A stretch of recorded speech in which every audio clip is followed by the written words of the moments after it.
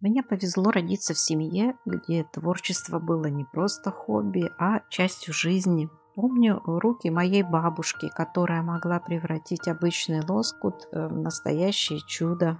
Она обшивала всю нашу семью, шила односельчанам, а брат моей бабушки развлекал меня маленькую своими рисунками.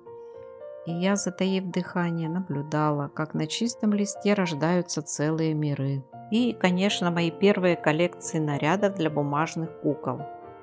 Я могла часами прорисовывать платья, костюмы. Это был мой первый, еще неосознанный дизайн. Я не стала дизайнером в профессиональном смысле, но любовь к рукоделию, что передалась мне от моих родных, осталась со мной навсегда. Это мой способ медитировать, делиться частичкой души. А с чего начиналась ваша любовь к творчеству? Что вам дарит вдохновение? Поделитесь в комментариях.